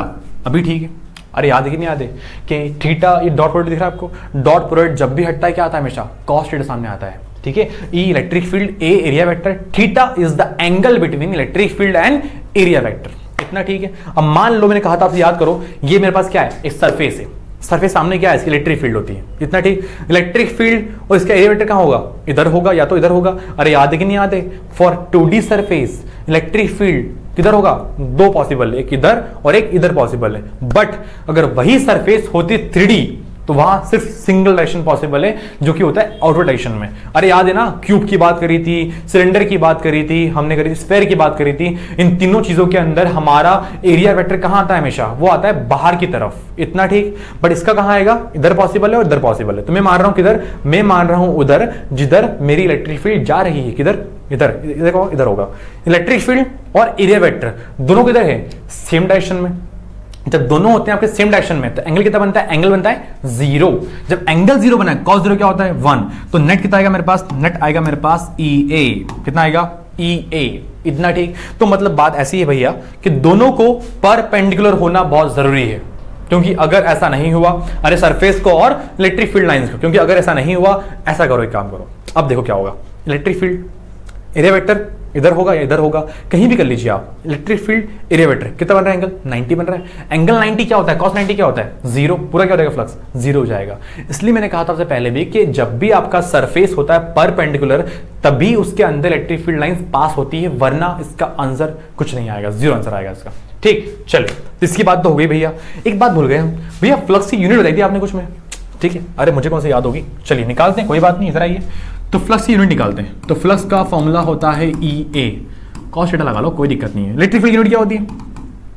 फॉर्मूला होता है फोर्स अपॉन में चार्ज। एरिया तो होता है मीटर का स्क्वायर। भाई फोर्स की होती है क्या? फोर्स की होती है न्यूटन, अपॉन में चार्ज की कूलम इंटू मीटर स्क्वायर। तो यूनिट क्या हो गई? न्यूटन पर कूलम मीटर स्क्वायर, या इसी को बोलते हैं अपन न्यूटन मीटर स्क्वायर पर कूलम, इतना ठीक है। अच्छा ये तो ठीक है, एक यूनिट और थी जो मैंने कही थी आपसे शायद कि एग्जाम में इसको भी पूछते हैं वैल्यू, ठीक है। वो यूनिट थी आपकी वोल्ट मीटर। क्या थी? Volt meter. अब प्लीज मुझसे आप ना पूछिए ये बात कि कैसे आया, क्योंकि इसका जवाब आपको मैं पहले ही दे चुका हूं कि वोल्ट मीटर कैसे आया था, ठीक। चलिए आगे चलते हैं। एक बात और काम की है, फ्लक्स तो हम पढ़ चुके हैं भैया, क्या होता है? The number of field lines की सरफेस से हम जब पास करते हैं तो उस नंबर को बोलते हैं हम इलेक्ट्रिक फ्लक्स। भैया ये कैसे काम आता है आपका गॉस थ्योरम के अंदर? अरे हमने इस पर बात करी थी, याद करिए। गॉस थ्योरम का मतलब ये होता है कि जब भी हम फ्लक्स निकालते हैं, बिना उस सरफेस का एरिया पते, का पता करे हुए, बिना उस सरफेस के अंदर इलेक्ट्रिक फील्ड कितनी पता करे हुए, ठीक है। तो अगर मुझे निकालना है फ्लक्स आपका तो फिर ये फॉर्मूला काम का नहीं है, क्योंकि इसको निकालने के लिए मुझे दो चीज जरूरी है। पहला, उसके अंदर इलेक्ट्रिक फील्ड कितनी आ रही है, दूसरा उसके अंदर एरिया वेक्टर कितना है, इतना ठीक। अगर मुझे नहीं पता और फिर भी निकालना है फ्लक्स, तो we can welcome the Gauss theorem, ठीक। बट उसके पहले इतना बेटा एक्साइटेड मत करो यार। चलिए इधर आइए, electric flux for the cylinder क्या था मुझे भी याद नहीं है, डोंट वरी। चलिए फ्लक्स बनाया अपन ने, ये सिलेंडर बनाया अपन ने, इसकी तीनों तो सरफेस, एक सरफेस यहाँ, एक यहाँ और एक यहाँ। इलेक्ट्रिक फील्ड बाहर की तरफ, एरिया वेक्टर बाहर की तरफ, इतना ठीक है। एरिया वेक्टर बाहर, एरिया वेक्टर बाहर, इतना ठीक है। यहाँ जो आता है फ्लक्स, कितना एंगल है, 90 एंगल है, फ्लक्स क्या होगा, 0 हो जाएगा। कितना एंगल है, 90, फ्लक्स क्या होगा, 0 हो जाएगा। बट जो फ्लक्स बचेगा यहाँ पर, वो बचेगा तुम्हारे पास ई ए, याद है अच्छे से आपको। इससे निकालते हैं हम फ्लक्स की वैल्यू, ठीक है। इलेक्ट्रिक फील्ड निकालना है वो निकाल लो। एरिया वेक्टर सिलेंडर क्या होता है, जो भी होता होगा 4πr², मुझे याद नहीं कितना होता है, ठीक है, जो भी है ये निकालना है आपको, ठीक। इसका आंसर ऐसे आता है, ठीक। फिर हम देखते हैं सेकंड वाला आपका क्यूब की बात करेंगे। क्यूब, अरे याद है ना क्यूब, ठीक है।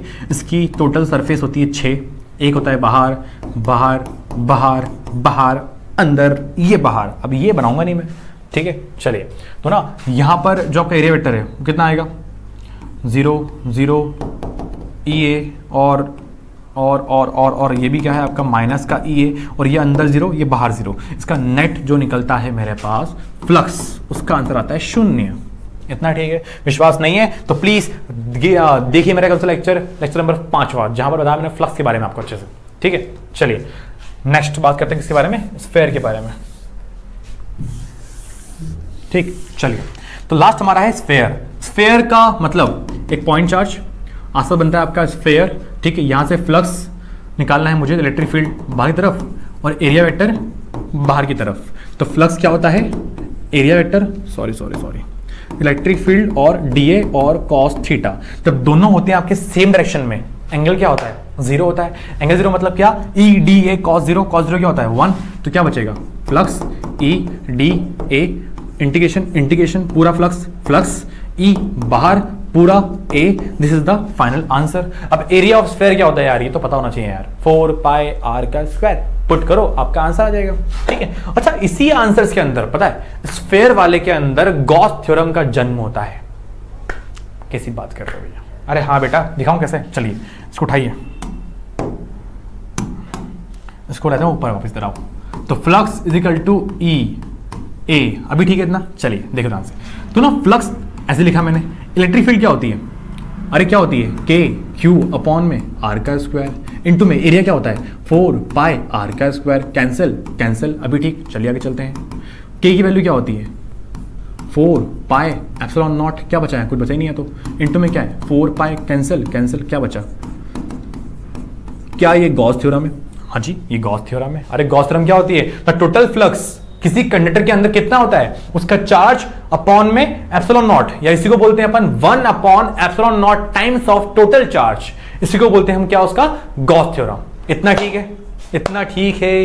अरे ठीक है तो बताइए, हम बढ़ते हैं यहां से फिर आगे, क्योंकि अभी हम हमारे इस चैप्टर के अंत पे पहुंचने वाले हैं, जिसका सबसे जरूरी टॉपिक होने वाला है क्या, गॉस थ्योरम क्या होती है भैया, ठीक। चलिए 2 मिनट रुक जाइए बस,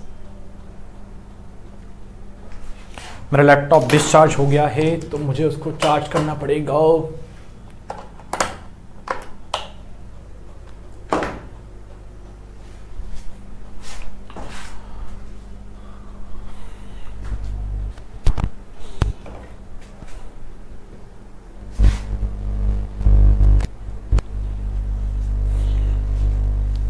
चलिए हम बढ़ते हैं यहां से आगे वापस, हम दोबारा आ चुके हैं मैदान में, ठीक है। नेक्स्ट जो टॉपिक है हमारा, ठीक है, वो होने वाला है गॉस लॉ। देखिए बेटा इस गॉस लॉ की बात तो हमने बहुत कर रखी है, ठीक है। हाँ 2 मिनट ना जरा, ये किधर चक रहा है अपने हिसाब से, इसको तो हम डाल देंगे यहाँ पर। चलिए आइए वापस गॉस लॉ की बात करते हैं, ठीक है। तो देखिए गॉस लॉ हम कब पढ़ते हैं, गॉस लॉ हम तब पढ़ते हैं जब देखते हैं यहाँ पर हम कि जब हमारे पास इलेक्ट्रिक फील्ड नहीं होगी, जब हमारे पास एरिया वेक्टर नहीं होगा। जब ये दोनों चीज हमारे पास नहीं होती है तो हम देखते हैं क्या, फ्लक्स अगर निकालना है तो we can use Gauss law. Gauss law के अंदर कभी भी आपका किसी कंडक्टर का शेप क्या होता है, रेडियस क्या होती है, डायमेंशन क्या होता है, इसका मतलब ही नहीं है, ठीक है, क्योंकि गॉस लॉ आपका वो एप्लीकेशन है जहां पर आप बिना डायमेंशंस के, बिना शेप के, बिना रेडियस के आप उस सरफेस का, उस कंडक्टर का फ्लक्स निकाल सकते हो। कैसे? फॉर्मूला होता है आपका QE इजिकल टू में 1/ε0 टाइम्स ऑफ टोटल चार्ज। इतना ठीक। अच्छा, फ्लक्स यूनिट देख चुके हैं हम यहाँ पर, क्या होती है न्यूटन मीटर स्क्वायर पर कूलम स्क्वायर। एक चीज बच गई भैया फ्लक्स का डायमेंशन क्या होता है? बात तो ये भी आती है पक्का। तो डायमेंशंस क्या होगा ये आप बताएंगे मुझे कमेंट सेक्शन में, ठीक है, क्योंकि इसकी बात हम पहले भी कर चुके हैं, ठीक है आपसे। चलिए आगे चलते हैं। अच्छा, एक बात और, प्रूफ देखा था हमने यहाँ पर। अरे प्रूफ कुछ नहीं है, प्रूफ यही था जो हमें दिख के आया जस्ट। ये आपका स्फीयर था, ये इलेक्ट्रिक फील्ड बाहर थी, एरिया वेक्टर आपका बाहर था, दोनों होते हैं सेम डायरेक्शन में। तो फ्लक्स बनता है आपका, जो थीटा बनता है यहाँ पर, कितना बनेगा? 2 मिनट। थीटा जो बनता है यहाँ पर आपका, वो बनता है आपका 0 डिग्री, जिससे फ्लक्स निकलता है आपका E A cos 0, ये आंसर आएगा आपका। इतना ठीक। और यहां से हम ये पुट करते हैं, ये पुट करते हैं, तो आपका नेट जो आंसर निकलता है Q/ε0। This is the proof of Gauss law. वैसे पहले बता दूं आपको मैं, किसी भी लॉ का, किसी भी थ्योरम का प्रूफ नहीं होता है, ठीक है। इट इज ओनली एप्लीकेशन जो कि हमारे काम में आती है। बट हम देखेंगे प्रूफ फिर भी, क्योंकि कभी कभी स्टेट बोर्ड्स के अंदर आ जाता है, बट सीबीएसई कभी भी ये नहीं पूछेगी आपसे, ठीक है। It's only use the flux is equal to Q/ε0, ठीक। चलिए, अच्छा एक चीज और, ये क्या लिखा हुआ है? क्या लिखा हुआ है? इसको चलाते हैं मैदान में। अरे यार ये हुई बात। चलिए आ जाइए, देखिए तो ना, चार्ज डेंसिटी, ठीक है, पूरे चैप्टर में, अरे यहां छोड़िए, आगे आने वाले चैप्टर में भी काम की होने वाली है ये। क्यों देखिए ना, क्योंकि 3 चीजें मेरे पास यहाँ पर। पहला लीनियर चार्ज, एरियल चार्ज और वॉल्यूम चार्ज, ठीक है। मतलब अगर कोई सरफेस है मेरे पास जिसकी हम एरिया की बात कर रहे हैं, सॉरी लेंथ की बात कर रहे हैं, एक वायर है, प्लस चार्ज बटा हुआ है, इसके पर यूनिट सरफेस पे, इतने पे कितना चार्ज डेंसिटी, कितना चार्ज होगा अपने हिसाब से, अगर मुझे वो निकालना है तो we can use charge per unit length, charge per unit length, ठीक है। सिंबल इसका होता है आपका लैम्डा, हम निकालते हैं चार्ज पर यूनिट लेंथ। इतना ठीक है। सेम अगर मुझे इस पूरे कंडक्टर का एरिया डेंसिटी निकालनी है, मतलब क्या कि भैया इतने एरिया में कितने चार्ज होंगे, तो मैं कहता हूं आपसे चार्ज पर यूनिट एरिया। इतना ठीक। मतलब सिंबल होता है इसका sigma, charge per unit area. अभी आगे आने वाला है, डोंट वरी, ठीक है। आगे हम प्लेन शीट ऑफ चार्ज है जो हमारा एप्लीकेशन है गॉस थ्योरम का, वहां पर इसको हम प्रूफ करेंगे, ठीक है।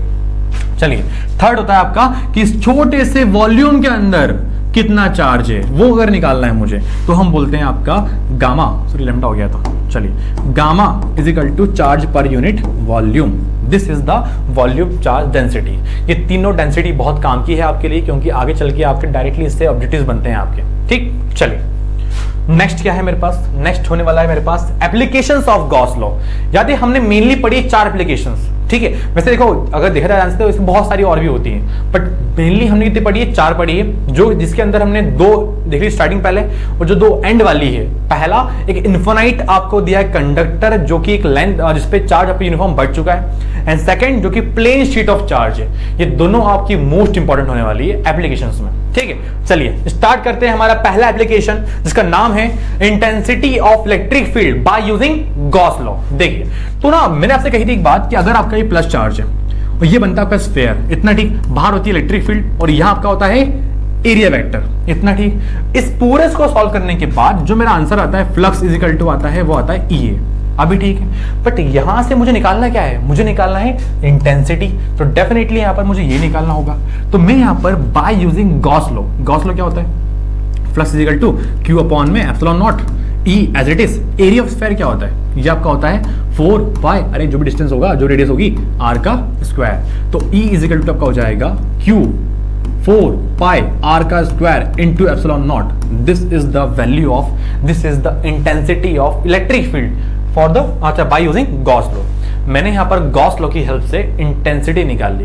अरे याद करिए, अभी तक हम जितने हमने सवाल करे हैं उन सारे सवाल के अंदर हमने इंटेंसिटी निकाली है फॉर्मूले से, जिसका नाम था KQ/R²। बट अभी क्या कर रहे हैं हम गॉस लॉ की हेल्प से निकाल रहे हैं इंटेंसिटी हमारी, ठीक है। तो ये है कमाल किसका? गॉस लॉ का। चलिए नेक्स्ट अगर देखते हैं जरा सेकंड एप्लीकेशन, क्या बोल रही है भैया? ये बोलती है कूलम्ब्स लॉ को प्रूव करना है आपको, किसकी हेल्प से? गॉस लॉ की हेल्प से। मतलब 2 थ्योरम, दोनों इंपॉर्टेंट एक साथ मिक्स करने वाले हैं यहां पर हम। देखिए, ये हम कर चुके हैं ऑलरेडी शायद। एक प्लस Q चार्ज का बनता है स्फीयर, ठीक है, और एक यहां पर रखा है मैंने एक टेस्ट चार्ज, इतना ठीक है। अरे ठीक है इतना। तो याद करिए दो चार्जेस के डिस्टेंस कितना आपका, मान लो r मान लिया मैंने, इनकी वजह से इस पे जो आता है आपका फ्लक्स वो आता है EA। अभी ठीक है, इसकी वजह से जो इंटेंसिटी आती है वो आती है फ्लक्स अपॉन में एप्सिलॉन नॉट, सॉरी ए आता है आपका। But by using Gauss theorem मुझे पता है इसकी वैल्यू क्या होती है। देखिए तो गॉस थ्योरम के हिसाब से वैल्यू क्या होती है, अरे यार ये तो यार बड़ा नाइंसाफी हो गई यार, चलिए कोई बात नहीं।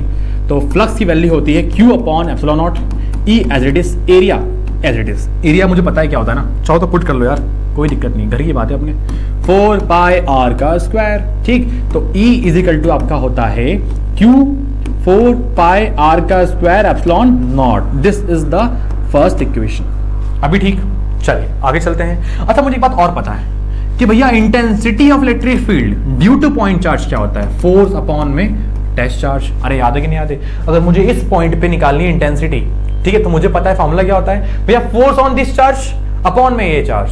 अरे याद है हमारा lecture number first, intensity of electric field हम निकालते हैं जो, ठीक है, तो ये बनता है फॉर्मूला मेरे पास। इक्वेशन नंबर सेकंड, क्या इन दोनों इक्वेशंस का LHS सेम दिख रहा है आपको? जी हाँ सेम दिख रहा है। तो याद करिए एक नियम है मैथमेटिक्स का, अगर दोनों इक्वेशंस का LHS सेम होता है तो RHS भी क्या होगा, बराबर होगा। तो जिसके हिसाब से फोर्स अपॉन में टेस्ट चार्ज इनटू में चार्ज 4 पाई r का स्क्वायर और एप्सिलॉन नॉट, इतना ठीक है। मुझे फोर्स निकालना है तो force Q not 4 pi r का स्क्वायर और आखिर में क्या आएगा, E नॉट आएगा। अच्छा क्या ये कूलम्ब्स लॉ है?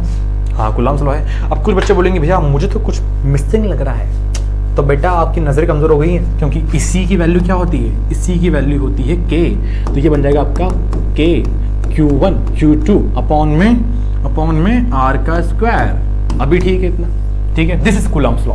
तो हमने यहाँ पर हमारे गॉस थ्योरम का यूज करके कूलम्ब्स लॉ का जो मेन फॉर्मूला था उसको हमने डिराइव कर दिया। This is also most important, ठीक है, इस पर आप स्टार लगा सकते हैं चाहे तो, ये काम की है, हाँ एग्जाम में आती है हमेशा। ठीक, चलिए हम बढ़ते हैं हमारे अगले टॉपिक पे जो कि बहुत काम का होने वाला है आपका, जिसके अंदर हमने यहाँ पर एक इनफाइनाइट लेंथ का जो कंडक्टर है उसको लिया है, जैसे कि ये, ठीक, ये प्लस चार्ज, लेकिन ये लिमिट नहीं है, अनलिमिटेड। अरे मतलब इन्फिनिटी तक है, इतना ठीक है। तो याद करिए गॉस लॉ पता है एक बात बोलता है, गॉस लॉ ये बोलता है कि अगर आपको ना मुझे यूज करना है तो आपको मेरी बात मानना पड़ेगी। जैसे कि बात ये होती है कि गॉस लॉ बोलता है कि भैया किसी भी कंडक्टर के अंदर अगर आपको गॉस लॉ को अप्लाई करना है ना, तो उस गॉस लॉ के लिए पहले आपको उसके आसपास एक गॉसियन सरफेस ड्रॉ करना पड़ेगी। अब गॉसियन सरफेस हम पढ़ चुके हैं, पहले याद करिए, Gaussian surface, closed surface, 3D surface, तीनों एक ही होता है। तो आपको उस कंडक्टर के आसपास आपको एक गॉसियन सरफेस पहले ड्रॉ करना पड़ेगी। ये रियल में नहीं होती है, इट्स इमेजिनेशन, ये सिर्फ कल्पना है हमारी, ठीक है। चलिए तो इलेक्ट्रिक फील्ड बाहर की तरफ, अभी ठीक, एरिया वेक्टर बाहर, एरिया वेक्टर बाहर, एरिया वेक्टर बाहर, क्योंकि सिलेंडर के अंदर 3 होती हैं सरफेसेस, मुझे पता है, पहला स्फेरिकल, दूसरा स्फेरिकल, तीसरा कर्विकल। तो हम यहां पर फ्लक्स निकालेंगे, पहले इसके ऊपर, फिर फ्लक्स इसके ऊपर, फिर फ्लक्स इसके ऊपर, लास्ट में तीनों फ्लक्स को हम प्लस कर देंगे, ठीक है। तो मुझे दिख रहा है साफ साफ चीज यार, भैया यहां बन रहा है एंगल कितना, 90 डिग्री, कितना बन रहा है एंगल, 90 डिग्री। तो यहां जो फ्लक्स आएगा वो आएगा 0, यहां कितना फ्लक्स आएगा 0, बट भैया जो फ्लक्स है ना आपका सेंटर में, ये 0 नहीं आएगा, ठीक है, गलत बोल रहे हो अभी बात। चलिए देखते हैं यहाँ पर क्या आएगा, यहाँ का जो फ्लक्स है मेरे पास, ठीक है, वो 0 नहीं आएगा, ठीक है, क्योंकि यहाँ का जो फ्लक्स है वो E A cos 0 degree, electric field इस साइड, एरिया वेक्टर इस साइड, दोनों सेम साइड, एंगल 0, ठीक है। तो यहाँ आएगा मेरे पास flux is equal to E A। अभी ठीक, अरे हाँ की ना, याद करिए, चलिए पुट करते हैं वैल्यू इसकी। इसकी वैल्यू होती है Q अपॉन में एप्सिलॉन नॉट, ठीक, E A। अभी ठीक है, इलेक्ट्रिक फील्ड, अरे निकालना क्या है मुझे, इंटेंसिटी निकालनी है। तो electric field Q epsilon not, area of cylinder क्या होता है, area of cylinder, area of cylinder, अरे पता होना चाहिए बेटा, 4 पाई r का स्क्वायर, ये बिल्कुल नहीं होता। अगर आपकी उम्मीद है इस टाइप का होगा तो बिल्कुल नहीं, ये आपका होता है 2 पाई r h। अभी ठीक, 2 पाई r h। अब भैया h कहां से आ गया, अरे बेटा सिलेंडर की हाइट कुछ तो होगी ना, h मान लिया उसको मैंने, इतना ठीक है। याद करो अभी हम इससे पहले पढ़ के आ चुके हैं क्या, कि लीनियर चार्ज डेंसिटी क्या होती है, देखा आपने शायद, अरे यार सब रफ कर दिया मैंने, कोई बात नहीं, लिखते हैं फिर से। कहाँ करें, यहाँ करता हूँ, ठीक है, यहाँ कर रहा हूँ, ध्यान देना, दिख रहा है प्रॉपर ऊपर, ठीक है।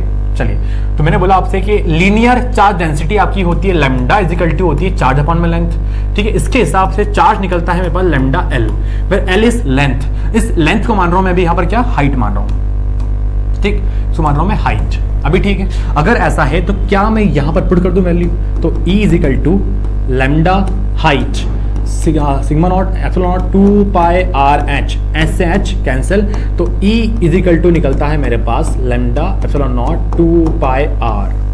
ठीक भाई, this is the intensity of electric field for the uniform infinite conductor of uniformly charged. अभी ठीक, ठीक, चलिए आगे चलते हैं। नेक्स्ट हमारा आई थिंक आपका लास्ट टॉपिक है शायद ये वाला, intensity of electric field due to plane sheet of charge. मैंने कहा था आपसे this is the most important, इस पे आप स्टार लगा लीजिए। ठीक है, चलिए आगे चलते हैं। तो भैया बात ऐसी है, एक शीट है जो पूरा क्या है, प्लस चार्ज की वजह से घिरी हुई है। इतना ठीक, कैसी शीट है ये, इन्फिनाइट शीट। कैसी है ये, इन्फिनाइट। अभी ठीक, इंटेंसिटी होती है बाहर की तरफ, ये तो भैया तय है। आगे चलते हैं। इंटरेस्टिंग बात क्या है, इंटरेस्टिंग बात बेटा ये है कि इनके अंदर ना जो हमको निकालना है, हम निकालेंगे सिर्फ यहाँ पर, और यहाँ निकालने के लिए हम इतना दूर डिस्टेंस x के ऊपर हम एक गॉसियन सरफेस ड्रॉ करते हैं। क्या करते हैं, एक गॉसियन सरफेस को यहाँ पर हम ड्रॉ करते हैं। इतना ठीक है, अगर ड्रॉ कर दिया तो ये बताइए मुझे एक बार कि यहाँ पर जो निकलेगा ना मेरे पास, यहाँ पर जो आती है वो आएगी sigma is equal to charge per unit area, that is called areal charge density. क्या आने वाली है, एरियल चार्ज डेंसिटी। इतना ठीक, अच्छा चलिए, तो यहाँ सरफेस कितनी है मेरे पास, surface number first, surface number second, surface number third. ठीक है, इसका एरिया वेक्टर बाहर, एरिया वेक्टर बाहर, एरिया वेक्टर बाहर।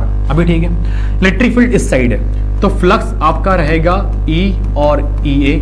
अभी ठीक है, इलेक्ट्रिक फील्ड इस साइड है तो रहेगा आपका फ्लक्स EA, बट जो यहाँ फ्लक्स है वो हो जाएगा आपका 0। अभी ठीक है, मतलब मेरे पास जो नेट फ्लक्स आने वाला है क्या आएगा, वो आएगा मेरे पास 2 मिनट